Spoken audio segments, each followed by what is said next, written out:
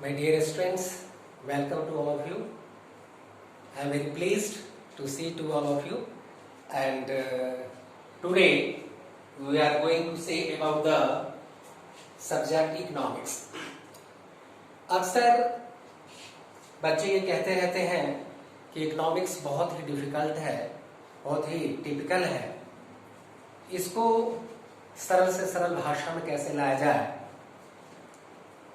तो इसको मैं सरलता पूर्वक लाने के लिए मैं कोशिश किया हूं कि बेहतर से बेहतर ढंग से आपको सामने हम प्रस्तुत करें ताकि इकोनॉमिक्स आपको एक डिफिकल्ट ना लगे। हम बेसिकली हमेशा क्लास लेते रहें, लेकिन बच्चों का हमेशा ये ख्वाहिश रही कि सर आप वीडियो दे करके हम लोगों को कुछ क्लास दें।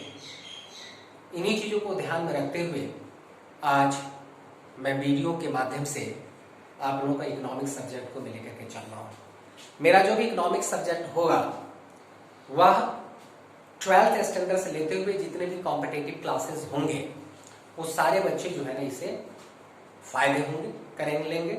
सभी बच्चों को इससे फायदा मिलेगा, सभी बच्चे इससे लाभान्वित होंगे और हमारी कोशिश रहेगी कि बेहतर से बेहतर, अच्छे से अच्छे ढंग से आपके बीच में हम प्रेजेंट करें। और हम आपसे भी यही निवेदन करेंगे कि जो कुछ आपको बताया जाए उसको अच्छी तरीके से आप इसको समझने की कोशिश करेंगे। एक एक पॉइंट पर, एक एक टर्म पर आप ध्यान देंगे। जो भी आपको प्रॉब्लम क्रिएट हो उन सारे प्रॉब्लम को कमेंट बॉक्स में डाल करके आप क्वेश्चन रख सकते हैं, एराइज कर सकते हैं और नेक्स्ट वीडियो में उन सारे क्वेश्चंस को मैं रिप्लाई करने की कोशिश करूंगा। तो आइए सबसे पहले हम बात करते हैं इकोनॉमिक्स के बारे में। इकोनॉमिक्स को हिंदी में बोलते हैं अर्थशास्त्र। जैसा कि अर्थशास्त्र, अर्थ अलग हुआ और शास्त्र, यानी अर्थ मतलब धन, शास्त्र मतलब पुस्तक, वह पुस्तक जिसमें हम धन के बारे में स्टडी करते हैं। जिस पुस्तक में हम पैसा कैसे अर्जित किया जाए इसके बारे में अध्ययन करते हैं, उसी को हम अर्थशास्त्र बोलते हैं, उसी को हम इकोनॉमिक्स बोलते हैं इंग्लिश में। इकोनॉमिक्स का दो वर्ड पर बना है, एक वर्ड को कहते हैं ऑक्यूज और दूसरा शब्द कहते हैं नोमस। ये लैटिन वर्ड है और लैटिन वर्ड में ऑक्यूज का मीनिंग होता है होम और ओमस का मतलब होता है मैनेजमेंट। ऐसा सिस्टम, ऐसी व्यवस्था, ऐसी बुक, ऐसे शास्त्र जिस शास्त्र में यह अध्ययन कराया जा रहा हो कि किस तरीके से होम को मैनेजमेंट किया जा सकता है, अर्थात घर को कैसे चलाया जा सकता है। इसी चीज को आगे चल करके कौटिल्य अर्थशास्त्र ने इन्हीं चीजों को ध्यान में रखते हुए वैदिक अर्थशास्त्र लिया था। उस अर्थशास्त्र में भी इस तरह की परिभाषित करते हुए रखा कि किस प्रकार से राज्य व्यवस्था को संचालित किया जाए। राज्य व्यवस्था को संचालित करने से संबंधित जो उन्होंने विज्ञान एक दिया, उस विज्ञान का नाम उन्होंने रखा अर्थशास्त्र। वैदिक अर्थशास्त्र को जो जिस समय शुरू किया गया था एक कंबाइंड था, एक पॉलिटिकल साइंस और दूसरा इकोनॉमिक्स, दोनों को कॉम्बिनेशन मिलकर के वह उस समय अर्थशास्त्र का रूप दिया गया था। इस क्योंकि किस प्रकार से देश को चलाना है, देश को संभालना है, कैसे राज्य की व्यवस्था करनी है, साथ साथ किस तरह से टैक्स, किस तरह से रेवेन्यू कलेक्ट करके हम राज्य व्यवस्था को सही ढंग से संचालित कर सके, इसी से संबंधित अर्थशास्त्र लिखा गया था चाणक्य के द्वारा। यह विधि लगातार वर्षों तक चलता रहा। सन 1776 ईस्वी में एडम स्मिथ ने एक साइंटिफिक डेफिनेशन दिया था इकोनॉमिक्स का। उन्होंने एक बुक लिखी थी, बुक का नाम था an inquiry into the nature and causes of the wealth of nation. इन्होंने 76 में यह बुक लिखी थी और इस बुक के माध्यम से इकोनॉमिक्स का पहली बार साइंटिफिक इन्होंने डेफिनेशन दिया था। उन्होंने साइंटिफिक डेफिनेशन देते हुए उन्होंने कहा था कि economics is the science of wealth, अर्थात अर्थशास्त्र एक धन का विज्ञान है जिसमें हम धन से संबंधित ज्ञान को अर्जित करते हैं। जिस पुस्तक में अर्थात किस तरीके से धन को अर्जित किया जाए और धन को कैसे खर्च किया जाए, उससे संबंधित ज्ञान को हम क्या कहते हैं, जिया संबंधित ज्ञान जिस पुस्तक में है, जिस शास्त्र में दिया जाता हो, जिस विज्ञान में दिया जा रहा हो, उसी को अर्थशास्त्र कहा गया। हालांकि इस अर्थशास्त्र के डेफिनेशन से रिलेटेड लगातार हमारे कई अर्थशास्त्री टाइम टू टाइम इसमें मॉडिफाई करते रहे, अर्थशास्त्र को डिफाइन करते रहे। अल्फ्रेड मार्शल ने भी दिया था, अपनी एक बुक लिखी थी उन्होंने, प्रिंसिपल ऑफ इकोनॉमिक्स के नाम से। उसमें उन्होंने वेलफेयर डेफिनेशन दिया था, उसी को बाद में चल करके स्कार्सिटी डेफिनेशन के रूप में श्री रॉबिन्स ने दिया था। और उन्हें वही डेफिनेशन जो है आज रिलीवेंट है, सार्थक है, और उसी डेफिनेशंस के बेस पर आज पूरा इकोनॉमिक सिस्टम वर्क कर रहा है, एग्जीक्यूट कर रहा है, इंप्लीमेंट कर रहा है। आइए हम लोग देखते हैं कि वो रॉबिन्स का क्या डेफिनेशन है। उन्होंने जो स्कार्सिटी डेफिनेशन दिया था वो क्या डेफिनेशन दिया था?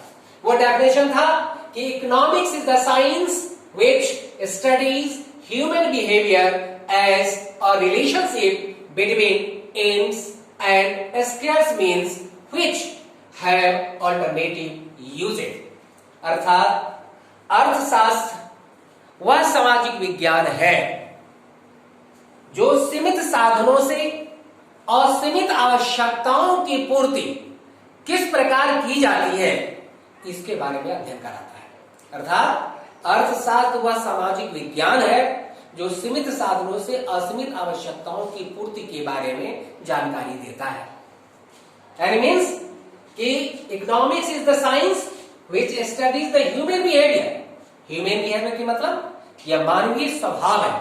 क्या मानवीय स्वभाव है? यह as a relationship between aims, aims का मतलब आवश्यकताएं, एंड स्केर्स मीन्स का मतलब लिमिटेड रिसोर्सेज, सीमित संसाधन।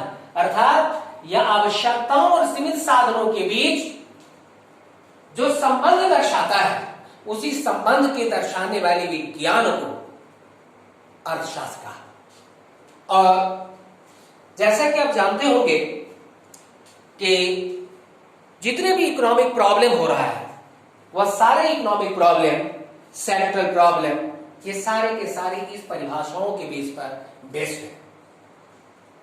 आज के दौर में अगर हम इसको और मॉडिफाई करके अगर हम इसको डेफिनेशन देते हैं मॉडर्न टाइम में, तो इसको इस तरह भी हम कह सकते हैं कि it is the social science of the human behaviour which aims at allocate of resources in such a way that a consumer can maximize their satisfaction and producer can maximize their profits and society can maximize social welfare। अर्थात अर्थशास्त्र वह सामाजिक विज्ञान है जो यह बताता है कि अपने संसाधनों को इस प्रकार प्रयोग करें जिससे उपभोक्ता को अधिकतम संतुष्टि की प्राप्ति हो, उत्पादक को अधिकतम लाभ की प्राप्ति हो, एवं सोसाइटी को अधिकतम कल्याण हो। अर्थात इकोनॉमिक्स क्या है? इकोनॉमिक्स इन तीन पहलुओं पर टिका हुआ है। कौन कौन सा तीन पहलू है? एक पहलू है हमारा कंज्यूमर, दूसरा पहलू है हमारा प्रोड्यूसर, और तीसरा पहलू है हमारा सोसाइटी। अर्थात यह तीनों पहलुओं पर ही यह टोटली इकोनॉमिक्स डिपेंड करता है।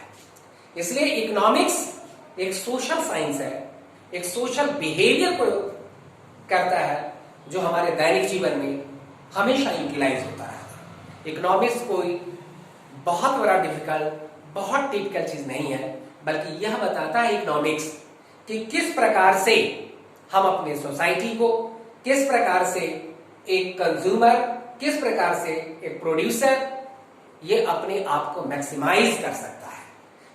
कंज्यूमर किस प्रकार से सेटिस्फैक्शन को मैक्सिमाइज करेगा, प्रोड्यूसर कैसे अपने प्रॉफिट को मैक्सिमाइज करेगा, और सोसाइटी कैसे अपने वेलफेयर को मैक्सिमाइज करेगा। इससे रिलेटेड जो जानकारी दी जाती है जिस बुक में, जिस पुस्तक में, उसी पुस्तक का नाम क्या है? इकोनॉमिक्स है। तो इस तरह के आज के दौर में जो डेफिनेशन है इकोनॉमिक्स का, इस तरह से इसके डेफिनेशन को रिलेट किया गया है। बच्चों, आप ये भी जानते होंगे कि इकोनॉमिक्स को दो ब्रांच में बांटा गया। एक को कहते हैं माइक्रो इकोनॉमिक्स और दूसरे को कहते हैं मैक्रो इकोनॉमिक्स।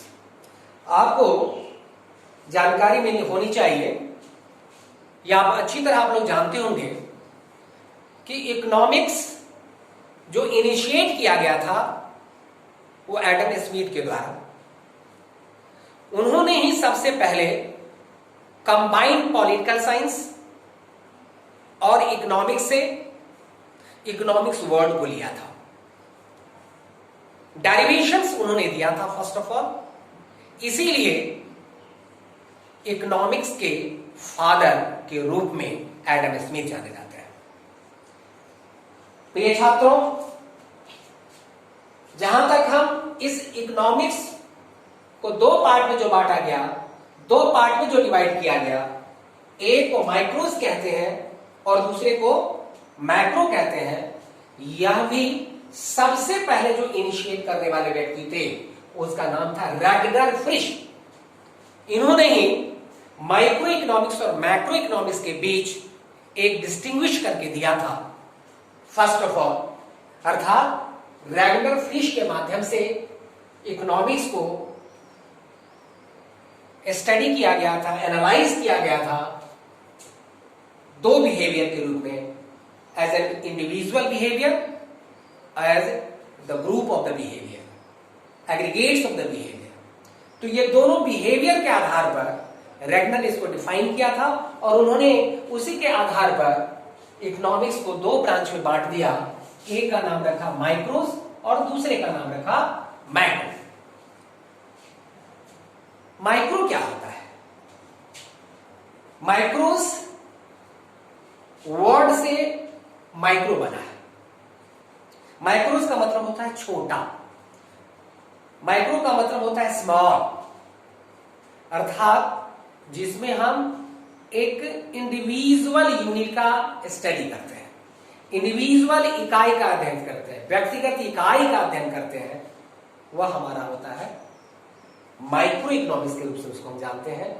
और जहां पर हम एग्रीगेट्स ऑफ स्टडी, अर्थात जो एग्रीगेट्स ऑफ स्टडी लिया गया है लार्जनेस, जो मैक्रोस वर्ड से लिया है, और मैक्रोस का मतलब होता है लार्ज। यानी जब हम ह्यूमन बिहेवियर को हम as a group, as aggregates, as a large phenomena के रूप में जब हम स्टडी करते हैं तो उसको हम बोलते हैं मैक्रो इकोनॉमिक्स। इसलिए मैक्रो इकोनॉमिक्स क्या है?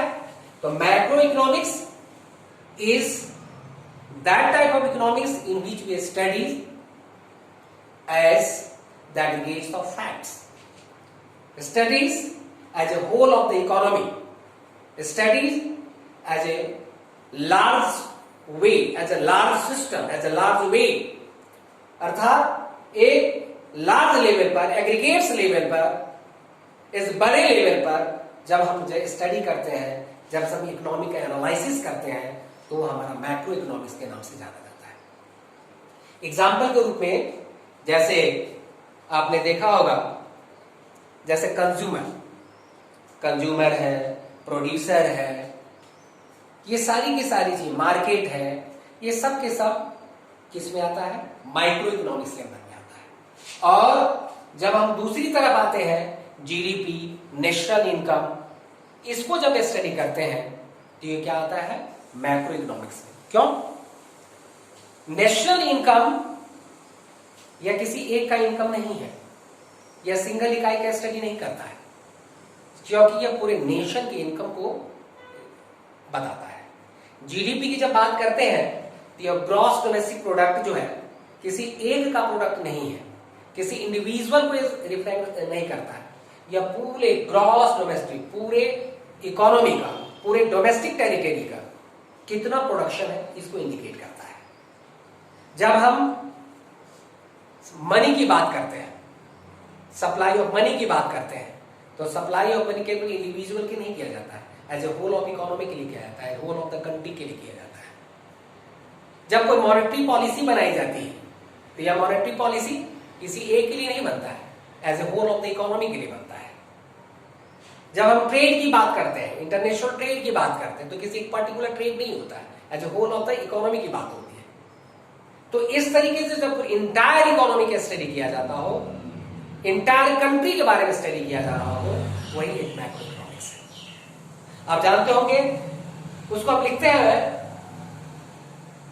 उसमें मैक्रो MACRO या ए जो है, ए स्टैंड्स फॉर एग्रीगेट्स, ये एग्रीगेट्स को बताता है। एग्रीगेट्स को बताता मतलब ये शो करता है कि समूह, यानी पूरे इकोनॉमी के समूह को जहां पर रिप्रेजेंट किया जा रहा हो, उसको हम बोलते हैं मैक्रो इकोनॉमिक्स। जब उस तरफ जब हम आई को देखते हैं, माइक्रो इकोनॉमिक्स में आई आता है, आई स्टैंड्स फॉर इंडिविजुअल, किसी एक सिंगल इकाई का जब स्टडी किया जाता है तो ये माइक्रो कहलाता है। अब प्रश्न ये उठता है कि जो माइक्रो इकोनॉमिक्स में या किन किन तथ्यों को, कौन कौन सा कंपोनेंट्स के अंतर्गत आता है, क्या क्या लीड करता है, किन किन चीजों को इसमें स्टडी करना पड़ता है माइक्रो इकोनॉमिक्स में। तो माइक्रो इकोनॉमिक्स में जो हम स्टडी करते हैं, खासतौर से हमारा स्टडी है theory of demand, theory of supply, theory of production, theory of cost, welfare economics, इन तमाम चीजों का स्टडी जो है हम माइक्रो इकोनॉमिक्स के अंदर ही करते हैं। किसी भी प्रोडक्ट का अगर प्राइस का डिटर्मिनेशन करना है, किसी भी फैक्टर के प्राइस का डिटर्मिनेशन करना है, तो उस प्राइस डिटर्मिनेशन करने के लिए भी हमें माइक्रो इकोनॉमिक्स में जाना पड़ता है। इसीलिए माइक्रो इकोनॉमिक्स को हम प्राइस थ्योरी के नाम से भी हम जानते हैं। और दूसरी तरफ हम मैक्रो इकोनॉमिक्स की तरह अगर आप चलते हैं तो हम ये पाते हैं कि मैक्रो इकोनॉमिक्स में हम क्या क्या चीज पढ़ते हैं, क्यों मैक्रो इकोनॉमिक्स को अलग किया गया। तो मैक्रो इकोनॉमिक्स का जो अलग किया गया वह उसके एग्रीगेट्स के बेस पर स्टडी किया गया, as a whole of nation के बेस पर स्टडी किया गया। तो इसमें हम किन किन चीजों का स्टडी करते हैं, तो इनमें जो हम स्टडी करते हैं theory of income and employment, कैसे इनकम का डिटर्मिनेशन होगा, कैसे एम्प्लॉयमेंट का डिटर्मिनेशन होगा, कैसे दोनों का निश्चित किया जाएगा, इनकी हम स्टडी करते हैं। जनरल प्राइस लेवल के स्टडी करते हैं, इकोनॉमी का प्राइस लेवल क्या होगा, कभी जब इन्फ्लेशन आ जाता है या डिफ्लेशन होता है, इन तमाम चीजों की जो हम स्टडी करते हैं वो मैक्रो इकोनॉमिक्स में करते हैं। इसी तरीके से जब हम कोई इकोनॉमिक ग्रोथ की बात करनी पड़ती है, इकोनॉमिक डेवलपमेंट की बात करनी पड़ती है, तो as a whole of economy की बात करते हैं, ना कि पर्टिकुलर एक इंडिविजुअल चीजों को हम स्टडी करते हैं। इसलिए बच्चों, जब हम मैक्रो इकोनॉमिक्स की बात करते हैं तो मैक्रो इकोनॉमिक्स में हम बेसिकली इनकम, एम्प्लॉयमेंट का स्टडी करते हैं, मॉनेटरी पॉलिसी का इनकम करते हैं, फिस्कल पॉलिसी का अध्ययन करते हैं, बैलेंस ऑफ पेमेंट का स्टडी करते हैं, फॉरेन एक्सचेंज का स्टडी करते हैं, अब बैंकिंग का स्टडी करते हैं, मॉनेटरी मनी का स्टडी करते हैं। इन तमाम चीजों को जो स्टडी हम केवल मैक्रो इकोनॉमिक्स के अंदर करते हैं। इसलिए मैक्रो इकोनॉमिक्स से करते हैं कि मैक्रो इकोनॉमिक्स में ही as a whole of economy के बारे में डिस्कस किया गया है, मैक्रो इकोनॉमिक्स में एग्रीगेट्स की स्टडी किया गया है, मैक्रो इकोनॉमिक्स में लार्जनेस का स्टडी किया गया है। इसीलिए हम नेशनल बेसिस पर, स्टेट बेसिस पर या पूरी इकोनॉमी बेसिस पर हम इस पर स्टडी करते हैं और मैक्रो इकोनॉमिक्स इसको हम लाते हैं। एक चीज और ध्यान रखने की बात है स्टूडेंट्स, कई बार एक क्वेश्चन आता रहता है कि जब हम मार्केट डिमांड कहते हैं तो वहां पर ग्रुप ऑफ इंडिविजुअल डिमांड को मार्केट डिमांड कहा गया। तो ग्रुप ऑफ इंडिविजुअल डिमांड को जब मार्केट डिमांड किया गया तो इसको मैक्रो इकोनॉमिक्स में रखना चाहिए। इसको क्यों माइक्रो इकोनॉमिक्स में रखा गया मार्केट डिमांड को या मार्केट सप्लाई को? मार्केट डिमांड, मार्केट सप्लाई या दोनों माइक्रो इकोनॉमिक्स के अंदर आता है, लेकिन फिर इसे जब हम एग्रीगेट्स की बात करते हैं, जब हमने ये कहा कि it is the aggregates of, अर्थात एग्रीगेट्स मतलब यहां पर ग्रुप ऑफ इंडिविजुअल्स की बात करते हैं। जब इंडिविजुअल्स को जोड़ देते हैं, एग्रीगेट्स ऑफ इंडिविजुअल करते हैं तो मार्केट डिमांड बन जाता है। एग्रीगेट्स ऑफ इंडिविजुअल सप्लाई की करते हैं तो मार्केट सप्लाई बन जाता है। तो इसे क्यों नहीं मैक्रो इकोनॉमिक्स में रखा गया, इसे क्यों माइक्रो इकोनॉमिक्स में रखा गया? उसका सिंपल सा डिफरेंस यह है, सिंपल सा उसका आंसर यह है कि जब हम मार्केट डिमांड की बात करते हैं तो उसमें हम केवल एक सिंगल कमोडिटीज की डिमांड के बारे में स्टडी करते हैं। मार्केट सप्लाई के बारे में बात करते हैं तो एक सिंगल कमोडिटी के सप्लाई के बारे में बात करते हैं। लेकिन जब यहां पर हम मैक्रो इकोनॉमिक्स में चलते हैं तो यहां पर कोई सिंगल कमोडिटीज की बात नहीं होती है, बल्कि इकोनॉमी प्रोड्यूस होने वाले जितने भी गुड्स एंड सर्विसेज हैं, जितने भी कमोडिटीज हैं, ये सारे कमोडिटीज के एसोसिएट को, सारे कमोडिटीज के एग्रीगेट्स को, सारे कमोडिटीज के जोड़ को हम मैक्रो इकोनॉमिक्स में डालते हैं। इसीलिए हम क्या करते हैं कि माइक्रो इकोनॉमिक्स में केवल हम इंडिविजुअल और मार्केट डिमांड, मार्केट सप्लाई को लेते हैं और इसमें हम एग्रीगेट्स और फैक्ट्स को लेते हैं। कई बार क्लास लेते समय बच्चों का एक क्वेश्चन ये भी आ जाता है कि क्या एक स्टेट को इकोनॉमी कहा जा सकता है, क्या एक डिस्ट्रिक्ट को इकोनॉमी कहा जा सकता है, क्या एक कंट्री को इकोनॉमी कहा जा सकता है, क्या वर्ल्ड को इकोनॉमी कहा जा सकता है? अब इन सब में से किसको इकोनॉमी कहा जाए? तो एक पर्टिकुलर एरिया में इकोनॉमी क्या है? इकोनॉमी एक सिस्टम है, फ्रेमवर्क है, जिसमें हम क्या करते हैं, अपनी जीविका को उपार्जित करते हैं, जिस सिस्टम में रह करके, जहां पर इकोनॉमिक एक्टिविटीज होता है। जब हम कंपेयर करते हैं दो के बीच में, जब हम केवल स्टेट लेवल पर स्टडी करते हैं तो स्टडी वो स्टेट ही एक इकोनॉमी के रूप में जाना जाएगा। जब हम नेशनल लेवल पर नेशनल इनकम की स्टडी करते हैं, नेशंस की स्टडी की बात करते हैं, तो वहां नेशन ही इकोनॉमी जाना जाएगा। अगर हम पूरे वर्ल्ड लेवल की बात करते हैं तो वर्ल्ड ही इकोनॉमी जाना जाएगा। तो इस प्रकार से economy as per person, as per work, as per activity, as per economic activities के आधार पर इकोनॉमी को डिस्टिंग्विश किया जाता है कि किसे हम क्या हम स्टेट को इकोनॉमी के रूप में कंसीडर करें, नेशन के स्टडी इकोनॉमी के रूप में कंसीडर करें, या किसको। इस तरीके से हम उस रूप में अगर हम देखते हैं तो इकोनॉमी का जो फ्रेमवर्क है वो अलग अलग स्टेज में अलग अलग होता है। चलिए उन चीजों को हल करके हम इस पर आते हैं। तो मैं अभी हम खास बातों